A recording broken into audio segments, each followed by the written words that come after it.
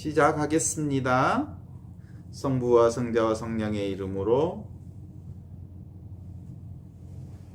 오늘은 준주성범 13장 1절하고 2절 읽고 함께 나누는 시간을 갖겠습니다. 번역마다 번역이 좀 달라요.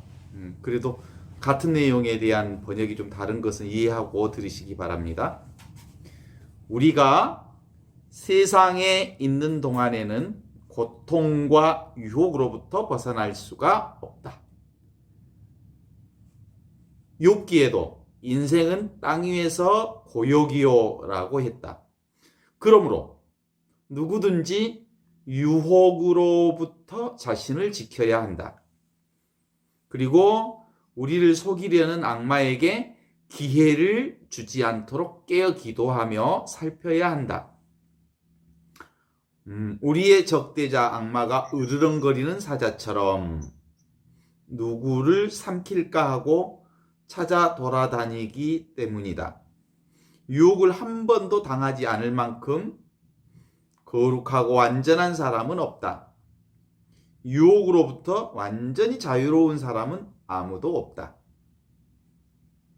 2절, 유혹이 비록 성가시고 심각한 것일지라도 유용할 때가 많다. 이는 우리가 유혹이라고 하는 것을 통해서 겸손해지고 또 정화가 되고 교훈을 얻기 때문이다. 성인들은 모두 다 많은 유혹과 시련을 맞설 수 없었던 성인들은 모두 다 많은 유혹과 시련 중에 지냈고 또 그 유혹과 시련 가운데 진보했다. 그러나 유혹과 시련을 맞설 수 없었던 사람은 타락했거나 떨어져 나갔다. 유혹과 시련이 없을 만큼 거룩한 수도에도 없고 그렇게 은밀한 곳도 없다. 이것이 오늘 13장 유혹에 맞서는 1, 2절에 대한 얘기예요. 주제는 간단하죠. 유혹과 시련. 그런데 여기서 핵심적으로 얘기하는 것은 유혹과 시련은 누구에게나 다 있을 수밖에 없는 일이다. 성인들도 유혹과 시련이 있었고 또 거룩한 수도회도 유혹과 시련 가운데서 살고 나나 너나 우리 모든 사람 다 유혹과 시련 가운데 있다. 유혹과 시련을 거부하면 그건 인생 아니다. 유혹과 시련 가운데 인생이 진행되고 있는 거다. 그래서 어떻게 유혹과 시련을 우리가 잘 맞아들이고 그 안에서 영적 진보를 해갈 수 있을지를 그리스도 예수를 통해서 배울 수 있겠다라고 하는 게 이제 준주성범의 핵심이죠.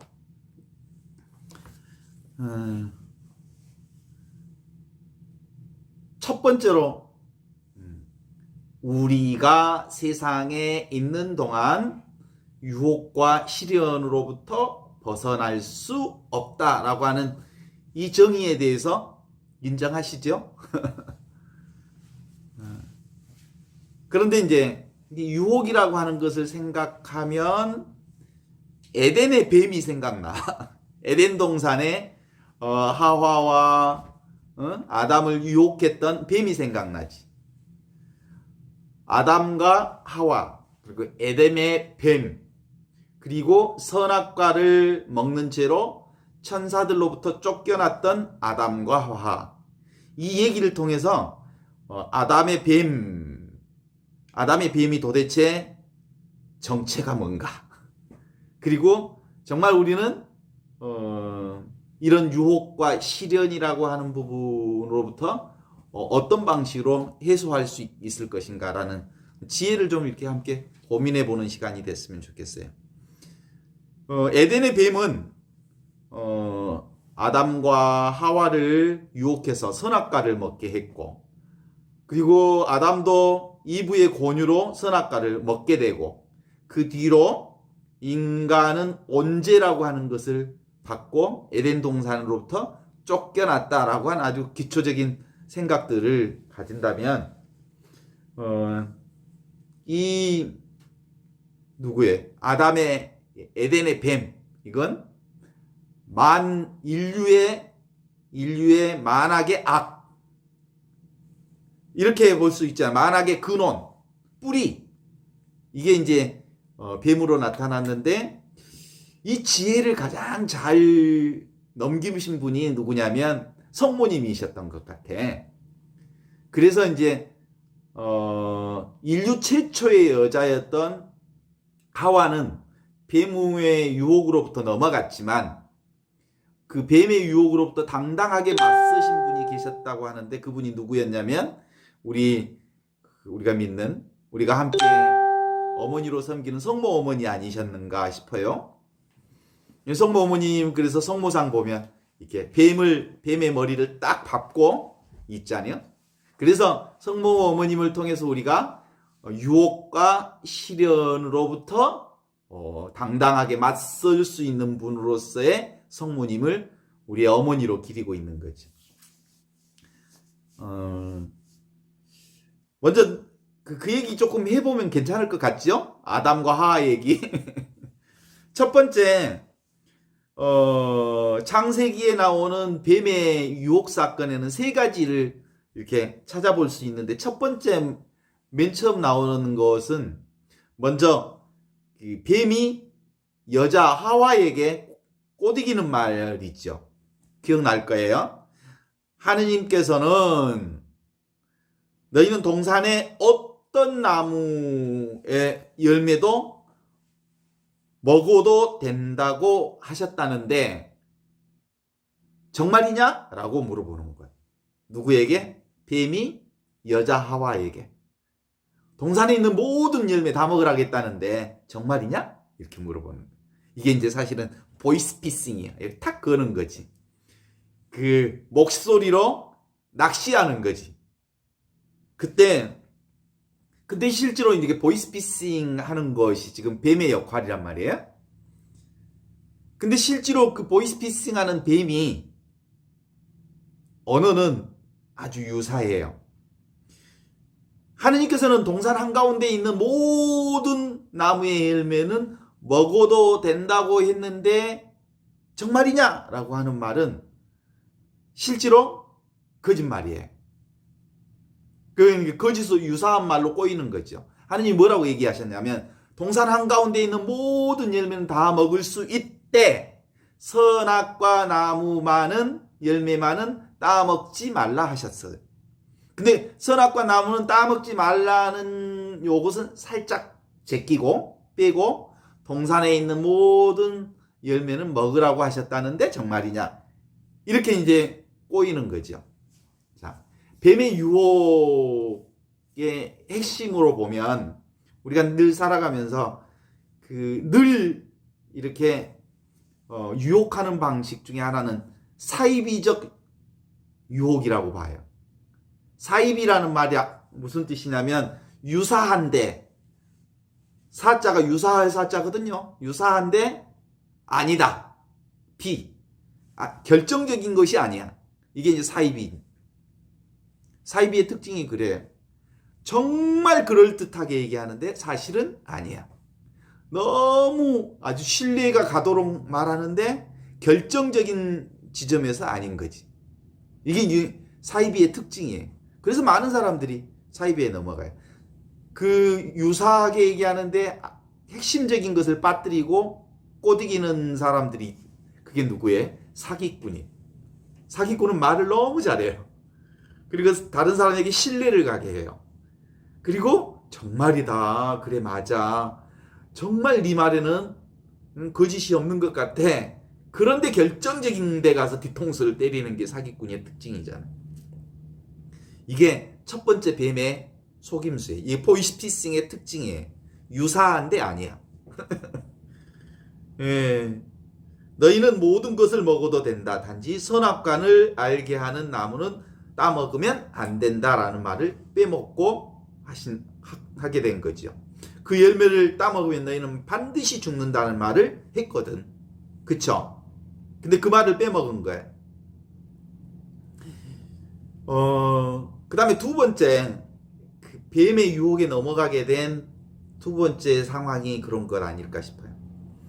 하와가 뱀의 유혹을 받을 때 오만했어요. 왜냐하면 뱀에게 이렇게 얘기하거든요.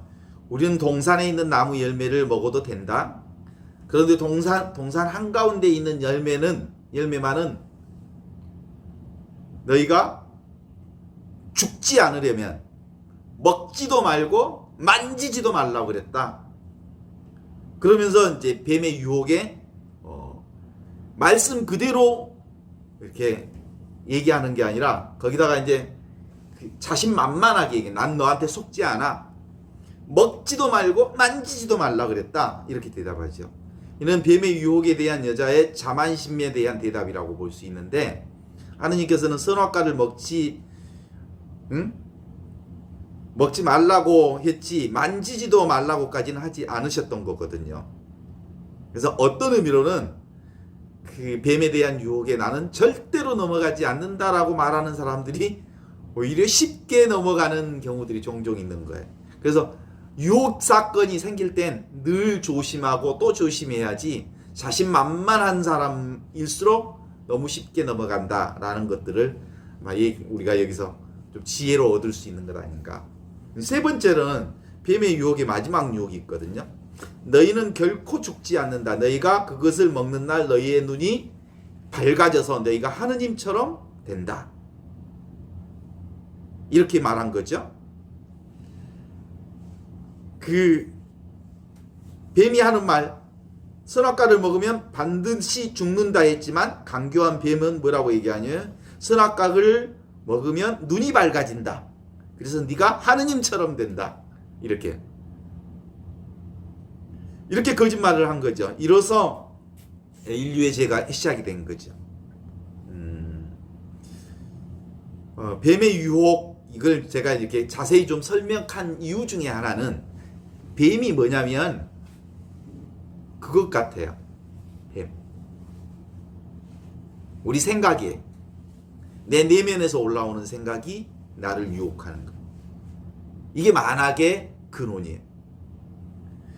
원래 세상은 성부, 성자, 성령 하나야.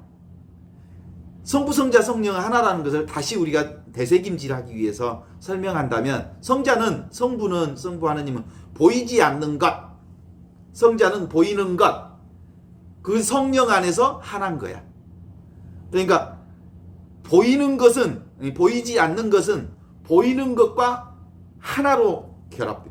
보이지 않는 하느님이 있어야 보이는 것이 보이는 거야. 그쵸? 보이는 것 뒤에는 늘 보이지 않는 하느님이 있는 거야. 그러니까 보이는 것과 보이지 않는 것은 구별되지 않다. 보이는 것이 곧 보이지 않는 하느님을 나타내는 증거다. 이게 이제 성령께서 가르쳐 주신 아주 중요한 메시지인 거예요. 이걸 이제 우리 생각이 헷갈리게 만드는, 이 성부, 성자, 성령이 하나라고 하는 것을 결정적으로 타격을 입히는 게 뭐냐면 나와 남이 따로 있다는 생각 때문에 그래. 따로 존재한다, 따로 있다라고 하는 게 원래는 하나거든요. 그죠? 보이는 것과 보이지 않는 것이 하나인 것처럼 나와 남이 따로 있지 않는 거예요. 원래 하나인 거예요. 하느님 안에서. 이게 그 부분이 원래 그렇게 만들어져 있어요. 에덴 동산이 원래 아무것도 부족함이 없는 온전한 동산이었던 것처럼 우리 인간도 이 세상에 올 때 하느님과 하나 상태로 온 거예요. 그러니까 하느님과 하나 상태로 온 아이들은 너무 예쁘잖아. 분리의식이 없기 때문에, 어머니하고 엄마하고 하나이기 때문에 아이의 눈망울은 그냥 좋은 거야. 그쵸? 그런데 점점 이제 어른이 되어 가면서 자아라고 하는 것이 생겨. 자아의 껍데기가 성인이 되면 될수록 두꺼워져. 그러면서 나라고 하는 것이 생겨. 나라고 하는 것이 생기는 순간 남이 생기는 거지. 나와 남을 분리하는 이 생각. 여기 이 생각으로부터 이제 생각이 내 내면에서 수없는 그 생각을 만들어내는 거죠.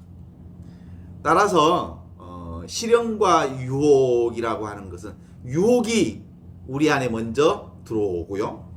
그 유혹의 핵심은 나와 남을 구분하는 유혹이죠. 나와 남을 구분하는 유혹.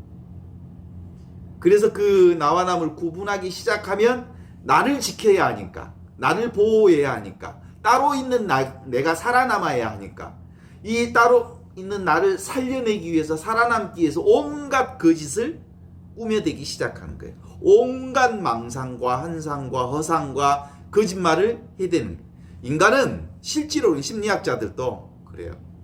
하루에 몇 번의 거짓말을 한단가? 라고 심리학자들이 물어보니까 인간은 시도 때도 없이 거짓말 한대요. 실제로도.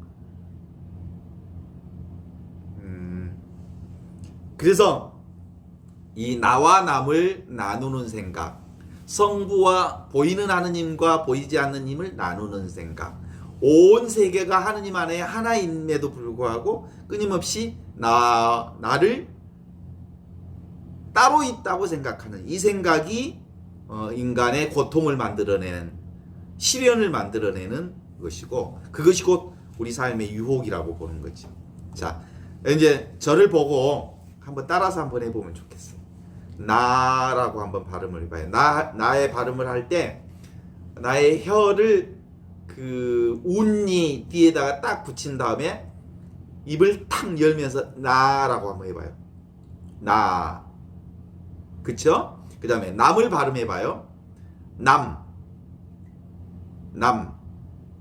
나를 발음할 때 어떻게 나와요? 내가 나. 윗니 끝에다가 혀를 대면서 나 하면서 나를 열어놔요. 오픈하는 거지.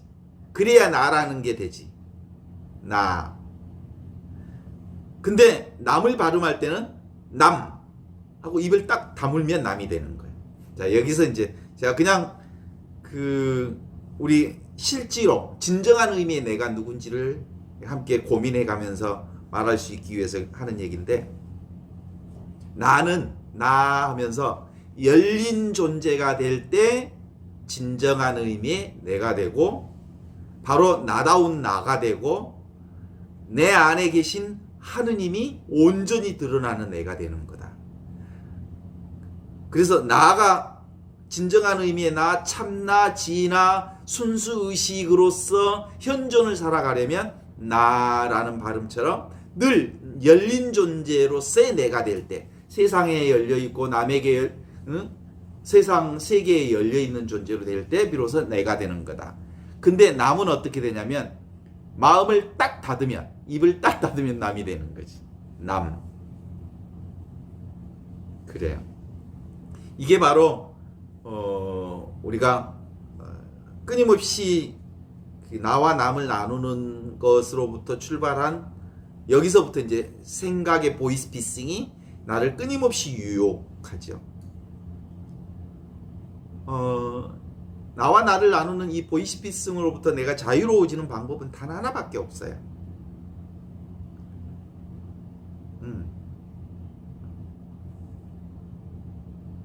지금 이 순간을 사는 수밖에 없어요. 그렇지 않으면 이 생각은 끊임없이 과거를 근거로 해서 오늘을 훼손시키게 하고, 미래를 근거로 해서 오늘을 훼손시키는 유혹의 손길이거든요. 그 유혹의 손길에서 벗어나려면 그럴듯한 얘기가 내 안에서 올라오더라도 그것을 이길 수 있는 지혜가 바로 지금 이 순간 나와 함께 계시는 그분에게 내가 온전히 충실하면 되는 거죠. 실제로 나에게만 집중하면, 어떤 때 나만 이렇게 아픈 거 아니야? 그럼 너무 서글프잖아. 나만 이렇게 인생이 고달프고 힘들잖아. 그러면 너무 힘들죠. 근데 종종 이걸 뒤집어서 나만 아프지 않아. 인간으로 사는 모든 사람들은 다 아파. 다 힘들어. 라고 생각하면 급격하게 나의 힘듦이 절반으로 팍 줄어요.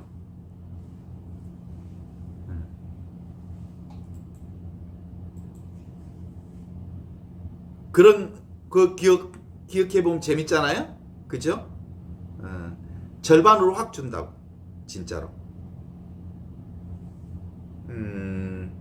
오늘 우리가 살아가는 지혜 중에 하나는 나만 아프다. 나만 힘들다. 이렇게 하면 그 느껴지는 것이 나로 느껴지면서 이 광대하고 큰 우주가 나에게 축소되기 시작해요. 그리고 내 안에 갇히기 시작해요. 답답해지기 시작해요. 그러면서 그 답답해지고 광활한 내가 내 안에 내 몸속에 축소되면서 어마어마한 애로움을 느끼기도 하고 거기서부터 이제 괴로움이 시작이 되는 거죠. 아무도 나를 이해해주지 않는 것 같다. 아무도 나를 알아주지 않는 것 같다. 그래서 너무 애롭고 고통스럽다. 그래서 마음은 옹졸해지고 그래서 괴로워지니까 괜히 옆 사람에게 화내고 짜증내고 그런다. 그래서 기본적으로 나밖에 없다, 나만 고통스럽다라고 하는 것들이 결국 우리 삶을 얼마나 축소시키는지, 얼마나 힘들게 하는지 알 수 있죠. 그래서 우리가 늘 나 아닌 남에 대한 고통을 공감해지고 연민과 자비와 배려의 정신을 가지면 결국은 나와 남이 없어지는 거죠. 나와 남이 없어지는 상태가 공감 능력이 상승되고 공감 능력이 상승되면서 결국 내 안에서 새로운 세계를 어느 프로그램에서 자비심 연습을 하는 것이 있어서 내가 같이 자비심 연습을 한번 해보고 싶은데 따라서 한번 해보세요. 내가 사랑하는 사람을 한번 떠올려 보세요. 지금 사랑하는 사람을. 그리고 그 사람에게 주의를 쏟으면서 혼잣말로 이렇게 얘기합니다. 따라서 해봅니다. 나와 똑같이 이 사람도 자기 삶에서 행복을 찾고 있다. 다시 그 사람을 떠올려 봅니다. 나와 똑같이 이 사람도 자기 삶에서 고난을 피해보려 하고 있다. 다시 그 사람을 머리에 떠올려 보면서 나와 똑같이 이 사람도 슬픔과 애로움과 절망을 겪어 알고 있다.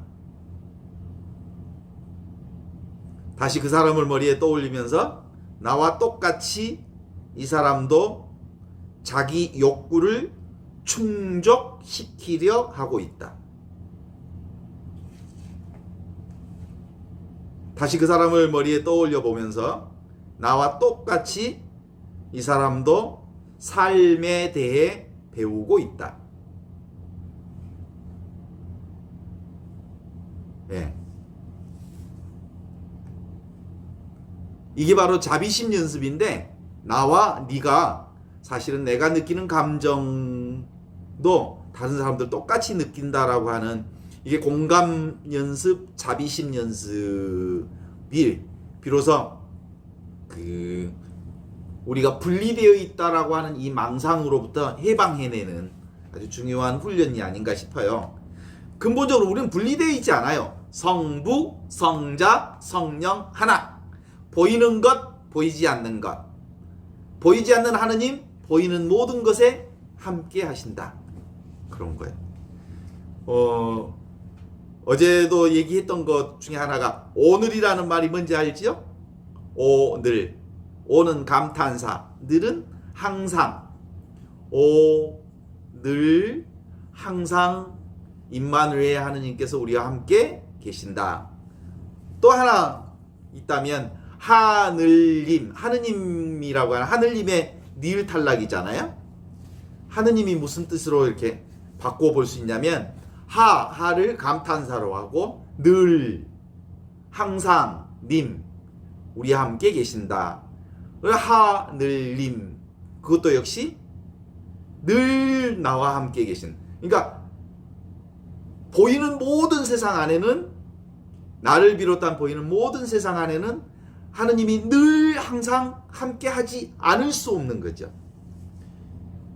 이게 바로 나만 괴롭다, 나만 따로 있다라고 생각하는 것으로부터 오는 불행, 시련, 고통, 어려움을 극복해내는 아주 중요한 그 지혜 중에 하나가 이런 게 아닐까 싶어요.